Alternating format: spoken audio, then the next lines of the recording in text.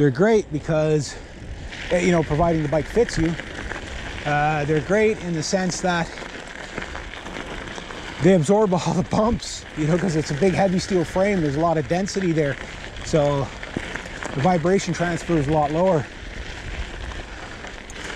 I'm just trying to keep the weight off the seat post, so I don't have to keep adjusting it.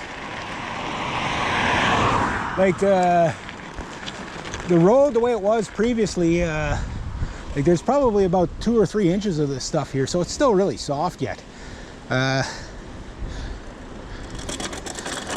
which slows down your progress. So yeah, so one of my long-time subscribers, he rides about approximately 3 kilometers, 3.2 kilometers a day is what I saw. I dare him to do like 30 kilometers in a day. I dare him. But he does like maybe like 2.8 kilometers. I'm not judging the guy, but he seems like he might be a little bit on the scrawny side, a little on the weak side. I'm not judging him. You know, I mean, he's the type of guy that probably drives like a GMC Canyon or something like that. But anyway, I don't pick on people. But I'm just saying, I'm not saying he's a lesser man riding his 2.1 kilometers per day. But he's probably doing it on a light bike. I'd be interested to know how heavy his bike is and what type of bike he's got. I think he told me before, but I'm not judging him. I'm not judging him. I'm just saying. I'm just saying. I could hear the keyboard clacking now. It's like, oh, you son of a... the banter's always fun. The banter's always fun. But no, what he was saying was, you know, to get a bike, you know, sub 22 pounds, you're going to be paying thousands of dollars. He is 100% correct. The lightest bike I can find in a road bike around 22 pounds or roughly 11 kgs or something like that, 11, 12 kgs, whatever, 11 and a half, somewhere in that, is the Specialized Les. Very legendary bike. It was their flagship bike back in the 90s, but the model was just so popular they kept it, and it actually went from their flagship to their starter bike, and that starter bike is like $1,400 and up. So that brings me to my Bottecchia, which without a back wheel on is 21 pounds, with a back wheel on is about 22 and a half pounds, maybe 23. Can you not see why I want to get a back wheel for that bike so bad? The lightest I've ever got my Norco Monterey, all with aluminium parts that I could find, to start off at 27 pounds with a little bit of aluminium parts on it. But I got it down to 24 pounds. That bike was a rocket ship, and that was with a chromoly frame. So it was a nice riding bike too. It did fit me fairly well, better than this, but it also, you know, it didn't cost me anything. You know, in fact, I regret getting rid of it. You know why I got rid of it? Like most people, I had a flat tire. It was like my 10th flat tire on it. I said, that's it. And by that time, I had bought my other bike, the other Supercycle, the blue one, back in 2003. And the only thing wrong with it is it's got a flat tire. That's it. I just haven't gotten around to fix it. I haven't had enough days off in a row to pull that tire off. Either throw the other wheel on the back, whichever's quicker, or if I have to pull the tube out of the other tire, or, and these are original tubes in there too. Like they're 20-some-odd-year-old tubes, and riding, mainly in the city is most of the riding I've done with that bike, but riding on stuff like this, same bike as this, just different color. But if you could get this bike down sub 30 pounds, it'd be a lot easier to ride. But the biggest reason why I don't put any money into this bike is it's not the right size bikes for me, right? Like I got them set up as well as I can for what they are, but they're too small. You know, I need to be a little bit more upright, a little bit longer to be a perfect fit, you know what I mean? But I know that by just taking measurements off of this, that I'll find an easier way to figure out what the next bike's got to be, right? So your body will tell you your bike fit better than any sort of science machine can. But I do agree with that guy that uses the science thing to figure out why your bike's uncomfortable, right?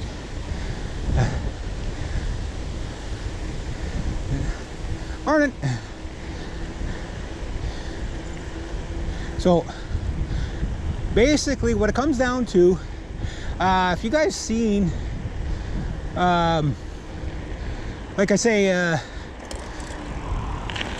the people that ride and they use that chafing cream, which looks pretty gross. They stuff it in their shorts or whatever. And you know, yeah, I'm gonna get over. I go wherever the road's safest, and when I got and quickest. Right, so not quite the halfway mark there. I spend most of my time in the big ring. If it wasn't for the traffic, I'd be in the big ring the whole way out pretty much. But your chafing means you're rubbing on something. 9 times out of 10, your big comfy seat is too wide. And that's why you're chafing. Your legs are rubbing against it. Or forcing your legs to rub on something. You know, even on your inner thigh or whatever. You know what I mean? Like, it will do that, right? Where this seat, basically, I can feel my sit bones and that's it. Like after about an hour of riding, I'm not numb. My ass isn't sore, you know. A little better down.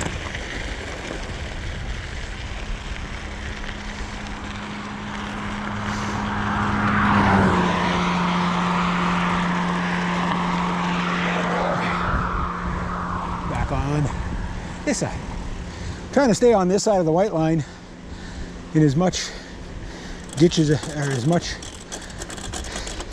pavement as I can, just to get up to speed here. Because if I can stay in the big ring, I get out there faster, right? The sooner I start my day, the sooner I can end my day. And it's nice right now, but give it an hour, it's gonna be blistering hot out. So,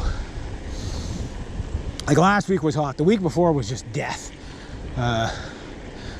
You know, but tomorrow's August, so it's like the 2 months where I make my most money is July and August.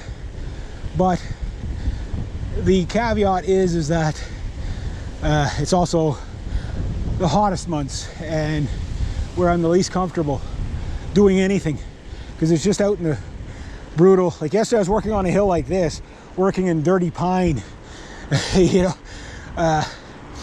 and pulling out shrubs, and that was like 5 hours of doing that. Really kills you off for the ride today.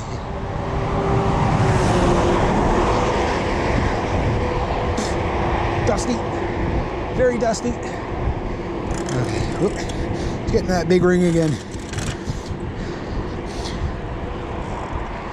So a seat that fits you well on a nice light bike that's what you're going for. If you have to commute, like if you're only commuting like 5 kilometers, it almost doesn't matter what you're on, you know, or like that 1.9 kilometers like my client does, or my subscriber does.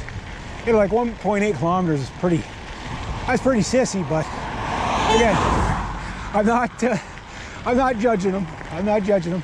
I just can imagine what my comments section's gonna be like. Oh, I love you guys. So everybody's like, there's Reg, crazy man. Like, they think I'm crazy now. Just wait till they see the rocket ship, the 2-wheeled rocket ship that I'm gonna build. Which brings me to my last kind of major point before I get into the fun stuff, what I'm gonna do. Because like every day that I work, I take 20 bucks out of my daily pay if I make enough, and I put it towards a bike, and I'm at 350, 370 right now for a bike, you know. And I only started this fund a couple of weeks ago, but this is why I'm broke on everything, right? But I have my money divided up into a lot of things, but I have no debt right now.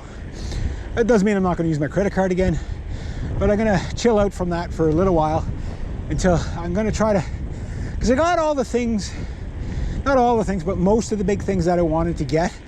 So there's no rush to get the other things. I'd love to be able to just buy it cash, or, you know, if I have to order it on the credit card, okay, order it on the credit card, and then when it comes in, just pay it off. You know, pay off all but 10 bucks, right? Just so you keep your credit rating up. That's it. Keep your debt really low if you can. And then throughout the winter, just pay it off so I don't have to worry about that. Is that the grader up ahead? I think so. All right. So, yes, there is fixed gear bikes that are like 10 kgs for like under $500. It's just because there's nothing on them, and that's with an aluminum frame. Like, it's amazing bang for the buck. Like the Walmart bike that I'm looking, like the two main bikes in the front right now is the Raleigh Grand Sport at Canadian Tire, and I'm just trying to figure out what's better on it for double the price, because it's an $800 bike before tax, Canadian. And then Walmart, they have the Trinx, which I think is an 18-speed, which a bit excessive, but you know, if you got good gearing, a 12-speed is about as high as you really need to go. But it depends on the big ring. So the big ring on this is probably like a 42 or 44 or something like that. I didn't count it, but it's a good